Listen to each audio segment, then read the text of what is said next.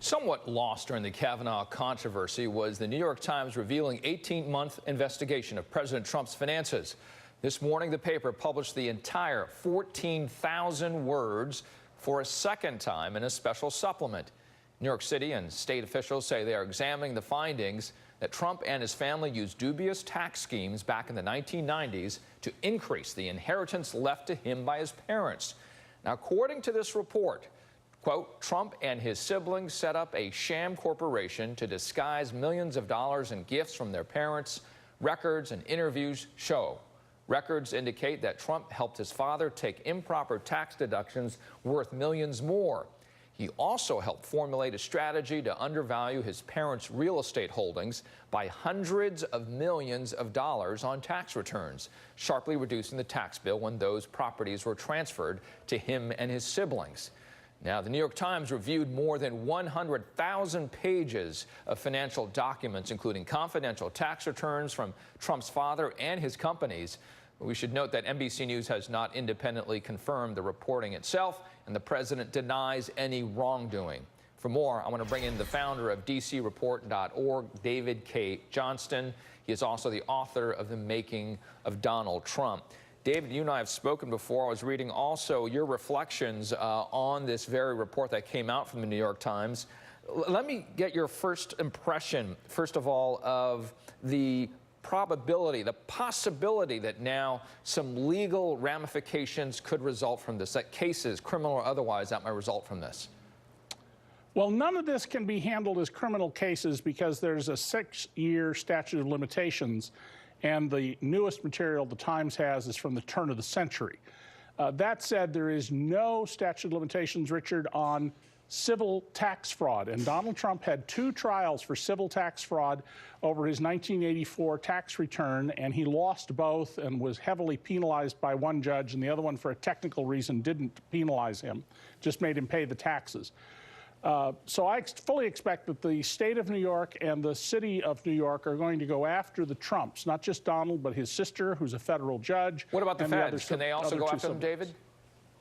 Say it again? Can the feds also go after Donald Trump in this case? It can and should, but remember, a case would be brought by the Justice Department, which is under the control of President Trump. Got it. And so there's all those investigations that you're reflecting on, David.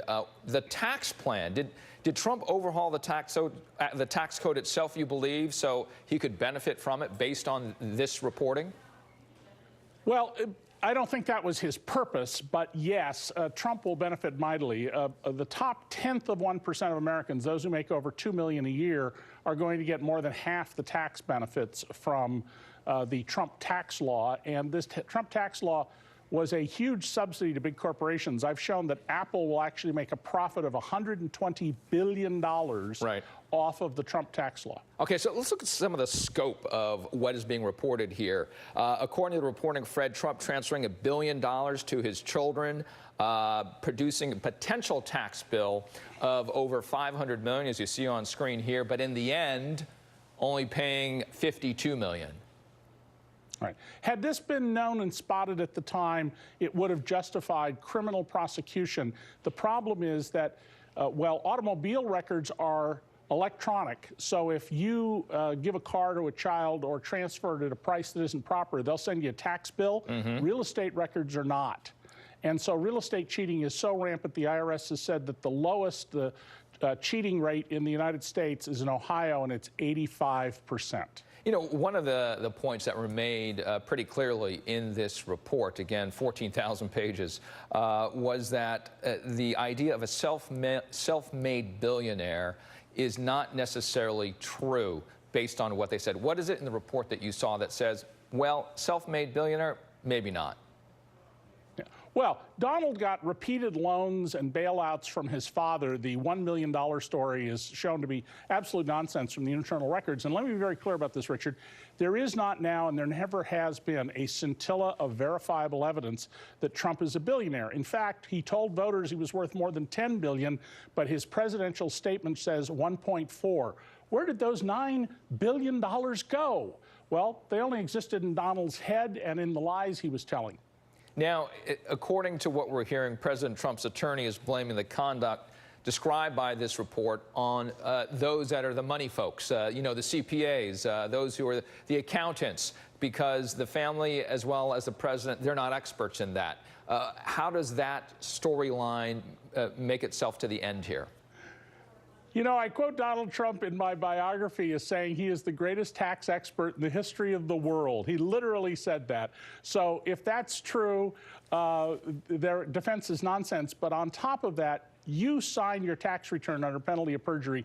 Doesn't matter what was done by the professionals. You're responsible for it under the law. David, and if you do things repeatedly, right, then you're cheating knowingly. Very, very quickly here, David, how big a deal is this report? For those who aren't tax experts like myself, it seems huge because they got access to, again, pieces of information that folks don't normally do, and it's quite extensive. Right. It adds to the evidence that the Trumps are a crime family, as I've been asserting for a long time, and it will be a roadmap for the Democrats, if they get control of either chamber of Congress, to hold hearings, investigate, and make Donald Trump's recent tax returns public, and if they show criminal conduct, to indict the President of the United States. So are you saying then, David, we may see Donald Trump's tax returns, but not during this Congress? Not during this Congress, and only if the Democrats get control. But if they do, Richard, I'm sure within a year you and I can have a conversation about what's in those recent tax returns signed by Donald Trump. All righty. David, thanks for stopping by. Appreciate your time as always. David K. Johnston. Thank you. All righty.